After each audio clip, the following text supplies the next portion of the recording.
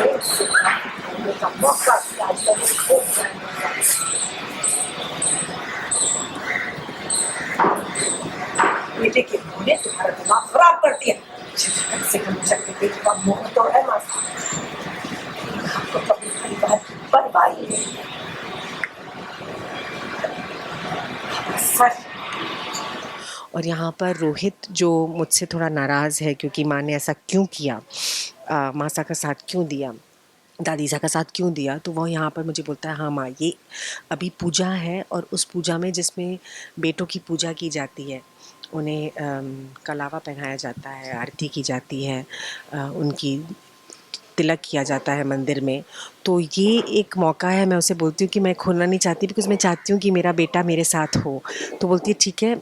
और अबीरा यहाँ मेरी मदद करती है, वो अरमान को बोलती है कि जाके माँ से मिलो, किसी तरह से वो मानता है और मैं बहुत खुश हूँ कि वो मान गया है। और यहाँ रोहित बोलता है माँ, यही एक मौका है जब आप पूरे परिवार के लिए अरमान भैया को घर वापस ला सकते हो। और विद्या उसी खुशी के उल्लास के साथ, उसी भावनाओं के साथ यहाँ पर आई है कि कैसे वो अरमान से माफ़ी मांगेगी और कैसे उससे बोलेगी कि उससे बहुत बड़ी गलती हो गई, और भले वो उसे माफ़ करे ना करे वो अलग बात है, बस लेकिन वो माफ़ी मांगना चाहती है।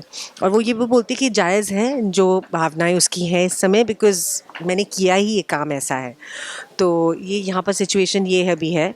और मैं इससे पहले कि उसे बोलूँ कि मुझे माफ़ कर दे, मासा यहाँ पर एक और बॉम्ब फेंक देती है और इस बॉम्ब को मैं फिर सुलझाने की कोशिश करती हूँ। और इस बार विद्या मासा को सुनाती है कि मैंने इतना बड़ा झूठ बोला है और ये मेरा समय था जहाँ मैं पश्चाताप करूँ, अपने बेटे से माफ़ी मांगूँ, लेकिन यहाँ पर भी आकर अपने वो कर दिया। और मेरा बेटा इतना अच्छा बच्चा है, मैं इस दुनिया की सबसे बुरी माँ हूँ। माँ का फ़र्ज़ होता है अपने बच्चों को आगे रखना, लेकिन मैं शायद दुनिया की पहली माँ हूँ जिसने अपने अपने आप को अपने बच्चे से आगे रखा। और मैंने इसलिए किया क्योंकि मुझे डर था। प्यार मैं बहुत करती थी अरमान से, लेकिन उस प्यार में डर मिला हुआ था कि कहीं वो चला ना जाए अपनी असली माँ के पास, अगर उसे पता चल गया तो इसी उसमें। और वो बोलती है लेकिन अब मैं पछतावा है मुझे, और मैं मासा को वो बोलती है कि अब मैं आपकी तरह नहीं बनना चाहती। वो बोलती है तुम्हें मोह है बच्चे का। मैं बोलती हूँ हाँ, मैं शुक्रगुजार हूँ कि मुझे अपने बेटे का मोह है, क्योंकि आपको अपने परिवार की परवाह ही नहीं है। आप इतना ऊंचा देखती हैं कि आपको सर झुकाकर अपने बच्चों को देखने की ज़रूरत महसूस ही नहीं होती, या आपको समय नहीं है, फुर्सत ही नहीं है देखने की। इसीलिए मैं अपने बेटे को देखना चाहती हूँ। और आप चाहती हैं कि मैं आपकी जगह लूँ, लेकिन मैं आपकी जगह कभी नहीं लूँगी, क्योंकि मैं एक आपकी जैसी एक बहू, एक एक सास, एक माँ ना ही हूँ और ना ही बनना चाहती हूँ। तो यहाँ एक बहुत बड़ा झटका मासा को लगता है कि विद्या ने सबके सामने इतना बड़ा कुछ, और वो कुछ नहीं बोल पाती हैं। और मैं माधव को बोलती हूँ कि चलो ना प्लीज़ अरमान को बोलो ना आ जाए।